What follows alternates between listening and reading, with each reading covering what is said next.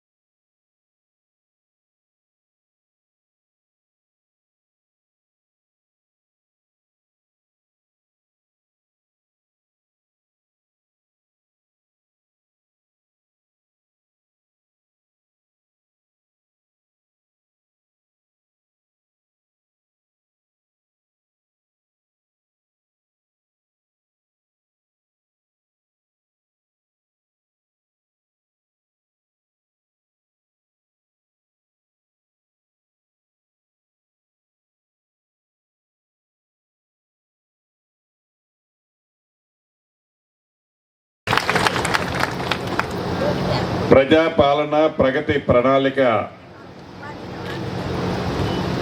భాగంగా 3వ సంవత్సరంలో ఈ ప్రభుత్వం మీరెన్నుకున్న ప్రభుత్వం అడుగుపెట్టిన తర్వాత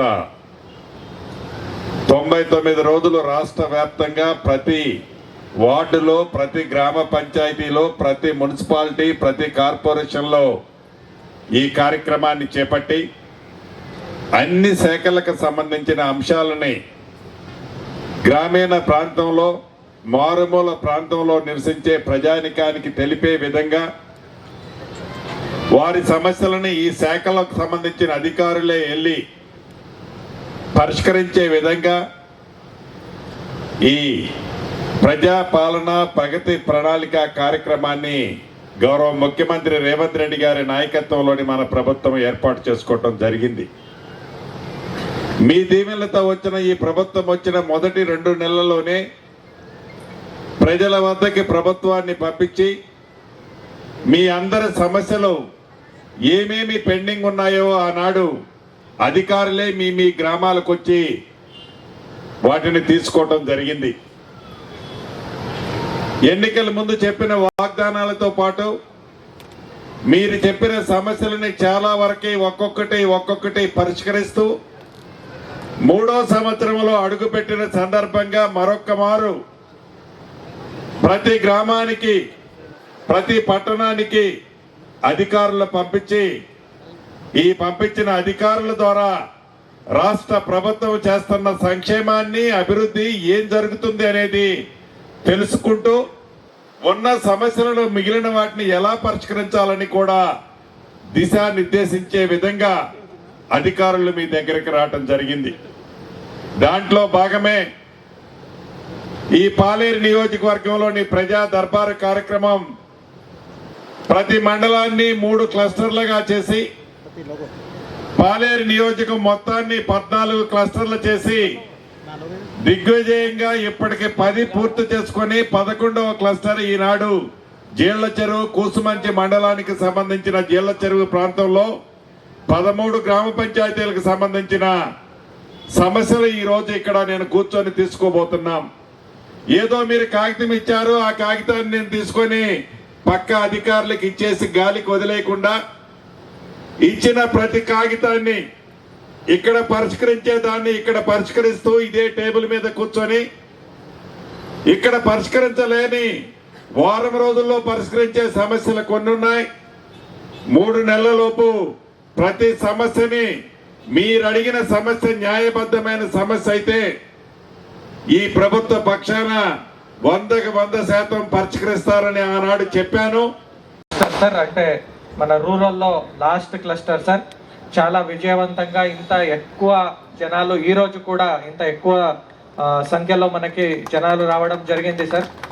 మంచి వచ్చిన ప్రతి ఒక్క కాడ మనకి దాదాపు 2,000-2,500 వరకు మనకి అప్లికేషన్స్ వస్తున్నాయి. అవన్నీ మీరు చెప్పిన విధంగా నీట్గా క్రోడీకరించి మనము పరిష్కరించేది ఇమ్మీడియట్గా పరిష్కరిస్తూ మిగిలినవి తమ దృష్టికి కూడా మేము తీసుకొస్తున్నాం సార్. దీనిది కూడా ఈరోజు చాలా చక్కగా ఈ ప్రోగ్రామ్ని ఏదైతే ఆర్గనైజ్ చేశారో ఈ అప్లికేషన్ని కూడా తీసుకుని త్వరలోనే మీకు ఒక ప్రణాళిక మనకి ఎన్ని అప్లికేషన్స్ వచ్చాయి, దాన్ని ఎన్ని పరిష్కరించాం, మిగిలినది కొన్ని వస్తున్నారు సార్. వాళ్ళు మీ సేవ అప్లికేషన్ పెట్టుకోవాలి, ఇంకొకటి పెట్టుకోవాలి. మన వాళ్ళు కూడా రెగ్యులర్గా వాళ్ళని వెళ్ళి మళ్ళీ సంప్రదిస్తున్నారు, వాళ్ళకు ఒక నోటీస్ ఇస్తున్నారు, ఫోన్ చేస్తున్నారు. దయచేసి అట్లా చేసినప్పుడు మీరు కూడా సహకరించండి.